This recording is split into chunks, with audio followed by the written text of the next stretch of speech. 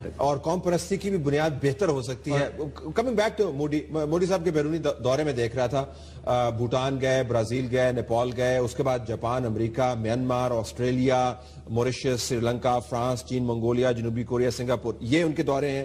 جن لوگوں کو انہوں نے بلایا اپنے یہاں پر، تو 8 سے زیادہ صدور کا دورہ ہو چکا ہے. چین، امریکہ، سنگاپور، سری لنکا، افغانستان، روس، بنگلہ دیش، قطر، بحرین. 4 وزیر اعظم کا دورہ ہو چکا ہے، بھوٹان، ویتنام، آسٹریلیا، ہالینڈ. 9 سے زیادہ اہم وزراء کا دورہ ہے، جس میں چین، فرانس، سنگاپور، فرانس، جرمنی، نیپال، آسٹریلیا، کوریا، امریکہ، برطانیہ، میانمار. اقوام متحدہ کے سیکرٹری جنرل بھی آ چکے ہیں. بہت ایگریسو ہیں. ہندوستان کی تاریخ میں ایسا پرائم منسٹر کوئی نہیں آیا جس نے خارجہ پالیسی کو اتنی سپیڈ سے چلایا. What is he up to?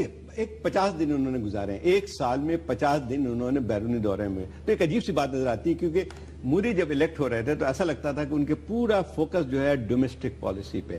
اور ایک لحاظ سے آپ کو بھی یاد ہوگا کہ جو ہے وزیر اعظم کے جب انتخابات میں بھی جو ہے پرسنل نان گراٹا بھی تھا کئی ممالک میں، لیکن انہوں نے اپنے آپ کو گلوبل سطح پہ لے کے آنے کی کوشش کی ہے. اور ایسا معلوم ہوتا ہے کہ اپنا پورا فوکس جو ہے بجائے اس کے کہ ڈومیسٹک پالیسی پہ رکھے، انہوں نے جو ہے ایک لحاظ سے فورن پالیسی ان کا ویک پوائنٹ سمجھا جا رہا تھا، ہمیشہ سمجھا جاتا تھا ویک پوائنٹ ہے. تو اگر اس فورن پالیسی کو دیکھیں، بنگلہ دیش کے معاملے کے دیکھیں، اور حالیہ جو بیانات ہندوستان کی طرف سے آ رہے ہیں کہ ٹیرر کا جواب ہم ٹیرر کے ساتھ دیں گے اور کرنا چاہیے، اور سشما سوراج کا بھی آپ ذکر، چائنیز کوریڈور کو وہ اپوز کر رہے ہیں.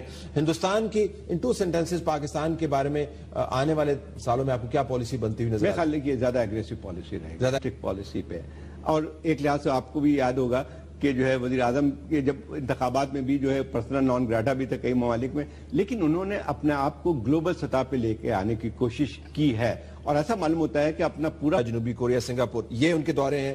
جن لوگوں کو انہوں نے بلایا اپنے یہاں پر، تو 8 سے زیادہ صدور کا دورہ ہو چکا ہے. چین، امریکہ، سنگاپور، سری لنکا، افغانستان، روس، بنگلہ دیش، قطر، بحرین.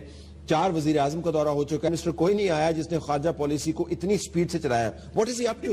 ایک 50 دن انہوں نے گزارے ہیں، ایک سال میں 50 دن انہوں نے بیرونی دورے میں. تو ایک عجیب سی بات نظر آتی ہے، کیونکہ مودی جب الیکٹ ہو رہے تھے تو ایسا لگتا تھا کہ ان کے پورا فوکس جو ہے ڈومیسٹک اور قوم پرستی کی بھی بنیاد بہتر ہو سکتی ہے.